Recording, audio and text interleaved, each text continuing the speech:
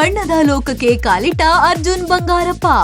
ನಟ ಹಾಗೂ ಮಾಜಿ ಮಂತ್ರಿ ಕುಮಾರ್ ಬಂಗಾರಪ್ಪ ಮಗ ಅರ್ಜುನ್ ಬಂಗಾರಪ್ಪ ದರ್ಶನ ಅನ್ನೋ ಭಕ್ತಿ ಪ್ರಧಾನ ಕಿರುಚಿತ್ರ ನಿರ್ಮಾಣ ಮಾಡೋದ್ರ ಮೂಲಕ ಬಣ್ಣದ ಲೋಕಕ್ಕೆ ಎಂಟ್ರಿ ಕೊಟ್ಟಿದ್ದಾರೆ. ನಾಸ್ತಿಕ ಹುಡುಗನೊಬ್ಬ ಆಸ್ತಿಕನಾಗಿ ಬದಲಾಗುವ ಕಥೆಯೇ ದರ್ಶನ ಕಿರುಚಿತ್ರ.